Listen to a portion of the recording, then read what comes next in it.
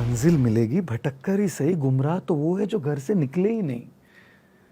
तो कर्म करने की बात जब हम कह रहे हैं तो सबसे पहले ही, जैसे हम कई बार कहते हैं, work as if everything depends on you.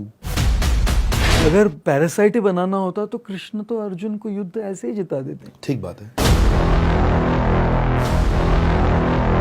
आपने ना एक्चुअली आज बहुत बड़ी प्रॉब्लम सॉल्व कर दी है कि बहुत लोगों को सब कुछ अब छोड़ के जाने की जरूरत नहीं है।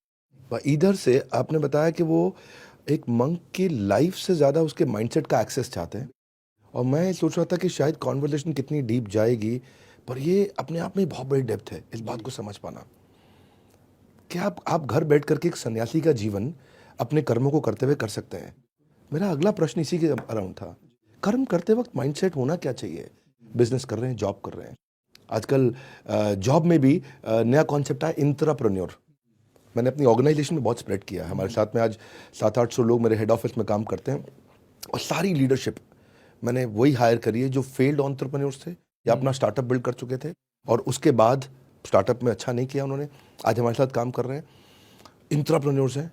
मैं उनके लिए भी एक और दूसरे और वो भी हैं, नौकरी 2 बार पंच 1 बार लंच, लाइफ है टंच रघुपति राघव राजा राम, जितनी तनख्वाह उतना काम। I want to talk about them also. कर्म करते वक्त माइंडसेट क्या होना चाहिए? जी जी जी। आप गीता पढ़ते हैं, पढ़ाते हैं, ऐसा मैंने भी भगवत गीता पे बहुत बात करता हूँ और बहुत साल पढ़ा है मैंने भगवत गीता। आपके बहुत सारी वीडियोस देखे हैं हमने जहां आप गीता के बारे में भी बोलते हैं।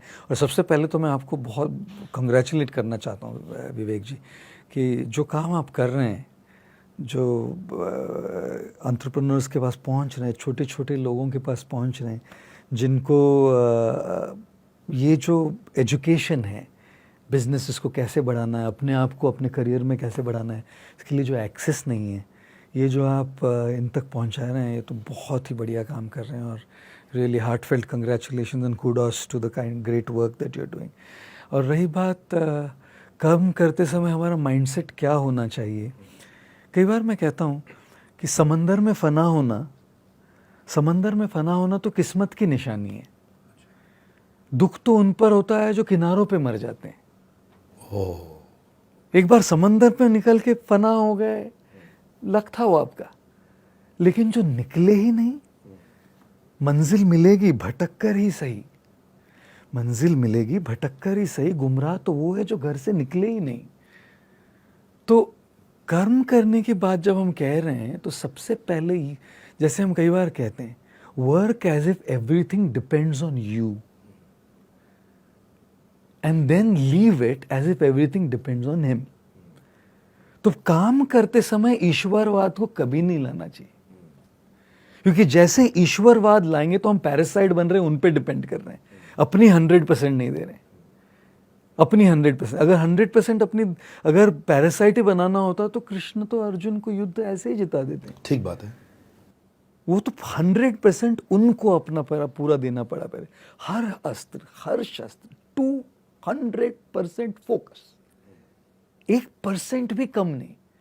एक अस्त्र के मंत्र को जब उच्चारण करते समय पूरा 200 फोकस के साथ अर्जुन मंत्र को उच्चारण कर रहे थे। ये नहीं सोच रहे थे कि पीछे कृष्ण बैठे हैं, आगे कृष्ण बैठे हैं, बिल्कुल नहीं। कर्म की जब हम बात कर रहे हैं, कर्म की माइंडसेट की बात, तो कर्म के माइंडसेट में काम करते समय ईश्वर को, भगवान को, ये वर्ड डिक्शनरी से हटा देना चाहिए। क्योंकि अगर वो वर्ड हम लाते रहे तो पैरासाइट हो गए। हम सोच रहे कि ये करेंगे तो मैं क्या करूंगा, हम क्या करेंगे। तो पूरा 200% हम जब देते हैं, उसके बाद की जो डिटैचमेंट है कि अब तो मैंने कर लिया है, इसके बाद ये सोचना कि क्योंकि मैंने सब किया है तो नतीजा तो आने ही वाला है, ये गलत है। To think that because I put my 200% I have to get it, ये जो हैव टू है ना, ये कर्मयोग के माइंडसेट से गलत हो जाता है। ओके। जब काम कर रहे हैं तो 200% दे रहे हैं, उसके बाद 50 ऐसे फैक्टर्स है जो मेरे हाथ में नहीं है, तब उसमें तो डिपेंडेंस बहुत ज्यादा जरूरी हो जाता है। तो इसलिए कर्मयोग का जो कॉन्सेप्ट है वो इंडिपेंडेंस और डिपेंडेंस का कॉन्सेप्ट है, और इसीलिए इसको इंटरडिपेंडेंस कहते हैं। मेरी इंडिपेंडेंस और उन पर की डिपेंडेंस जो होती है वो इंटरडिपेंडेंट जब हो जाती है, उसको कर्मयोग का माइंडसेट कहा जाता है।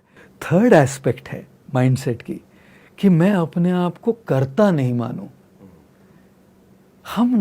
हमको लगता है कि मुझे किसी की जरूरत नहीं, इसको अहम कहते हैं, और मेरी जरूरत सबको है, इसको वहम कहते हैं।